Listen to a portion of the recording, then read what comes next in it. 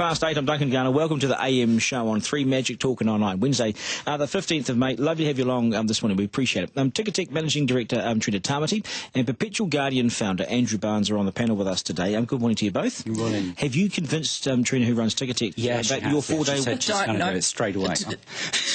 No? I'll be watching. I'll be watching, and I'm going to be in trouble. We are not moving to a 4-day week. We are 7 days. Oh, they've got the blinkers on. Yeah. Jacinda Ardern says she does not understand why the United States has not passed stronger gun laws. She's had a real clip this morning. I do not understand the United States. She doesn't understand them. Could this be blown out of proportion to what it is? Maybe having a flick at America, Andrew? What do you think? Oh, look, I think the bigger question is, let's look at ourselves. We took 20 years after Port Arthur to change our gun laws. In Australia. And so I think the big question for me is why did it take so long for our governments to do this? It's pretty hard to criticise other people when we didn't do it ourselves. Well, yeah, also though, with America, there's one big thing there called the NRA, the Rifle Association. It's massive. It is a beast in the middle of the road blocking any progress, isn't it? Mm. Yeah, I think so. You're taking on a beast. You're taking on a legacy there too that's been ingrained in their society for a very, very long time. Kudos to her. She's got a platform and she's got a voice and she's going to use it, and I think that's fantastic. I applaud that always. But you kind of got to... You tread carefully with it. Well, we tread carefully with China, very carefully, in fact, and yet with America we're sort of a little bit more, we're bolder in our approach. Well, I think they sort of sound like us, look like us, we think they think like us. But let's face it, the reality is this is Second Amendment. To shift that is not as easy as it would be here. And not just, obviously, the NRA, but changing the Constitution is a significant thing. Is she doing the right thing on the world stage, pushing this? It does seem like a no-brainer to make sure we tidy this stuff up, but I wonder if she might have bitten off more than she can chew, because this thing's going to go on and on and on for years, isn't it, with what's success and what's not? Well, look, she's had to lead the country through a pretty trying time, and she's seen, some things that we probably should never see as a society. I'm all for it. I say good on you, go for it, because you've had to govern through a period that's not been nice, and she's done it in an amazing fashion. Oh, look, this tested her and she came out drunk. Exactly, and I think now she's got a little bit of lead in her pencil, and I think she should use it. Absolutely. She is. But we've got to then actually be prepared to go beyond just words. And I think one of the things that I was picking up overnight, there's a lot of talk about consultation and again and again and again. Either take action or not. And I think often when we look, especially in the digital sphere, we cut a lot of slack. I've heard senior executives say, well, we can't take action against that because it's a digital business. Why? Why is that? Why are there different standards? Why is it that do we need to follow all these rules as a broadcaster? But if you're in the digital space, it's okay. We can do that. We can show this mass murder. No, you can't. Standards are standards, aren't they? Yeah, you can't.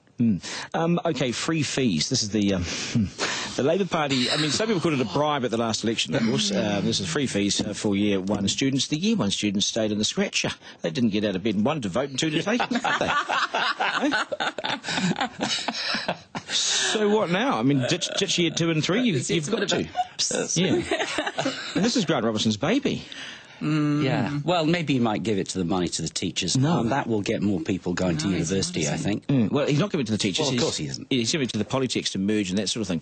I just wonder, it's a case of misguided money, isn't it? It's just throwing money at someone hasn't done their due diligence to start with. They've come out in the elections and said they're going to do this, and then they've gone and done it and gone, oops, let's now backtrack. That didn't quite work. But let's face it, internationally, this has been a very successful policy. They got elected, so big tick, that worked. But you look what happened in the UK with the Lib Dems saying that they wouldn't offer free fees. In fact, they'd allow the fees to go up. They got obliterated in an election. So, but Labour didn't get the votes they thought they were out of this. Well, no, they didn't. But they got probably enough. Is it much of an incentive, though? 1 year of free fees. I think it is. Do I care? I took out a student loan straight away and had a great time. Yeah, but the thing is, you had to pay that back. And well, maybe still paying it back. Yeah, For people though, for people that wouldn't for people that normally Clever funding. for people that normally wouldn't go to university, didn't want to take it alone. This does mean this is. Well, the they difference. obviously still haven't gone to university, That's right. and they're not interested. Yeah, so they're pretty good. 1 year of fees. You still got to study for 4 years, 7 years, whatever it might be, and you're still going to come out with debt. Yes. So is 1 year free going to... I think the fee at the end would have been sensible. Of course it so would. actually, if you paid your way through, but you got it back if you completed Yeah. the degree. Incentive was only the wrong way, Mark. Hey, why That not? makes sense. Yeah.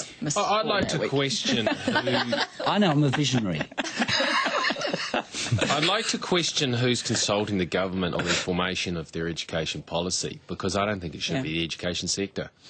They consulted themselves during the campaign. It should be the end result. What's the end result? It's the business sector. They should be saying, we need people educated in this fashion. Jacinda set up that committee, the Business Advisory Committee around her office. Oh, another talkfest. Yes, yes. But Andrew, as an employee, how important is it that someone has a degree? As an employer, I should say. Well, increasingly less so. And I think one of the challenges that we've got is that we have decided that going to university is the gold standard.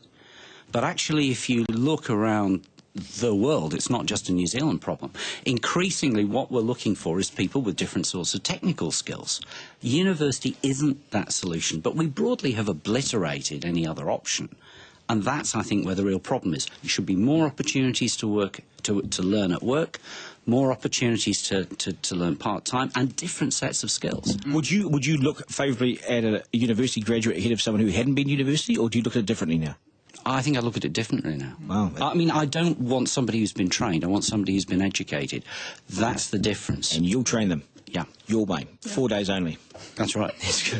Trina's a little less Yes. efficient, as you understand. She pushes slaves 7 days a week. We're back with the panel in just a moment. Stick around. Okay, good morning. It's the AM show on 3 Magic Talking Online, Wednesday the 15th of May. Stay tuned because after 8:30 we have the guide on how to make the most of Japan with the upcoming Rugby World Cup, there's the Olympics as well. So it is a great country. Enjoy it if you're going. If you're watching on TV, don't forget you can take us with you on the radio, Magic Talk. You text the word LISTEN to 3920 for your local frequency. If you're in Auckland, they'll come back and tell you it's 7:02 AM. Stick with us. Managing Director, Trina Tamati, and Perpetual Guardian founder, the man who is championing the 4-day week and doing so well too, Andrew Barnes. Good morning. Lovely to have you guys here today. Compulsory vaccinations. So there's this petition that's heading out there. It's got a few hundred signatures already from a Wellington mother of 2. Compulsory vaccinations, Trina. Yes or no? No. Did you vaccinate your boy?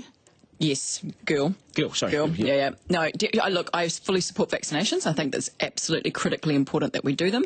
Compulsory? A step too far? A little bit. Why? You're taking away a parent's right to decide for starters. Correct. And then how do you govern that? How do you police that? So there'll always be some exemptions Yeah. because of people's illnesses and things. But if people have got a firm, hard view on whether they vaccinate or not vaccinate, and they decide not to vaccinate, how do you? What are we going to do? Is chuck people in prison because No, they stop don't? them from going to school. Well, possibly, but you're still taking away a parent's right to decide for the welfare of their child. Andrew? And I'm going to take the other side. I think yes.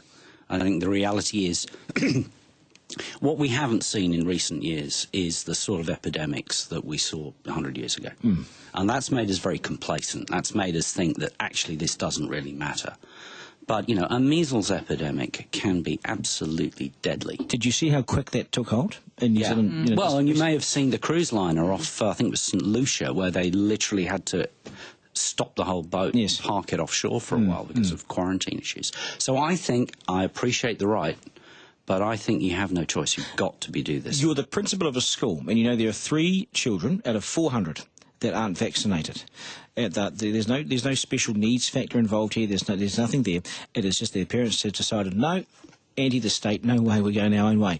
Do you let those kids into the school gate? Well, interesting question. Under health and safety legislation, are you liable? Yeah, exactly. And you may well be, because you oversee the school yard. So under health and safety, you say no. That's right. It's actually, I hadn't thought about the health and safety element of it. Is it safe to keep them at home, though, outside of the education system? Interesting question, which is why I think at the end of the day, it's, you know, one of those things. We are obligated to pay taxes. We are probably obligated to have this sort of but stuff. you're talking about a parent's right.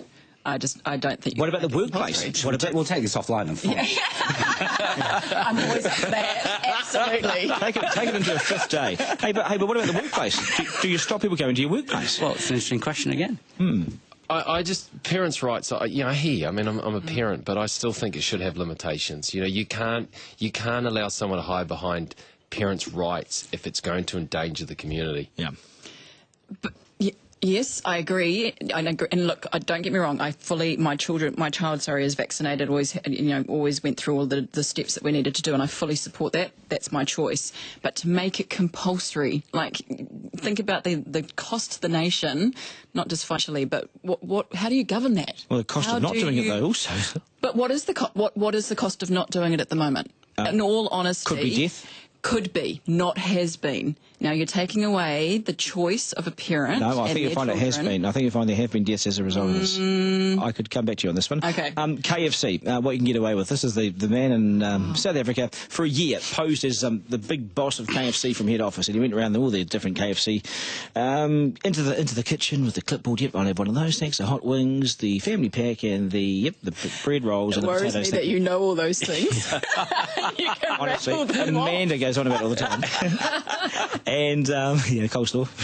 And he convinced them. And he got free food, free KFC for a year. Cunning? Cunning. But? Clever. Well, I'm never that guy. I'm not that clever. No. But Ever done anything like that? well, it's been giving me some thought. I'm thinking of whipping over to Paris, popping into the summit and saying I'm from the United States, and with a bit of luck I'll get free feed. I don't think I'll believe you. Vacancy there for you, Andrew. Yeah. only for 4 days. Have you ever conned anyone in any sort of fashion?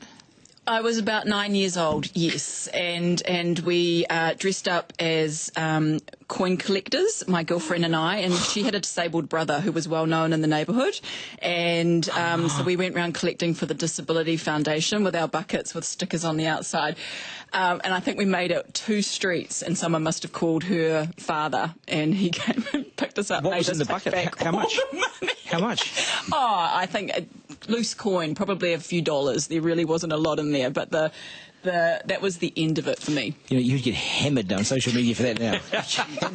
You know how I said I hadn't done anything like that? I need to be very careful that I may have done something like this. I was going to Utah for a ski holiday one year, and a previous work colleague in a previous life said, "Why are you going to Utah?" And I may have made a throwaway line that it was the Mormon capital of the world. At which point someone associated with the Utah Jazz thought that I might have been a Mormon and gave me courtside tickets to a Utah Jazz game. At which point when I went, I didn't know whether I should fess up that I wasn't Mormon or not. So I just played along that I might actually be Mormon. Mark the moment. You are a disgrace. How do you play along at being a Mormon? Yeah, what did you do? Well, I the issue was I was wined and dined. Well, I wasn't wined because I didn't know if Mormons were allowed to drink. So you stopped drinking? So I was dying for a beer, but I just didn't have a Sounds beer. like a lousy scam to me. They drink like fish, mate. Oh, do they really? They drink like fish. You got it wrong. Yeah, you need a short sleeve shirt. Don't tell me that. I have no idea. Hey, great to see you guys. Thank you so much. You were just like Jacinda. I think she was Mormon, wasn't she? 8:30. It is news time. Good morning.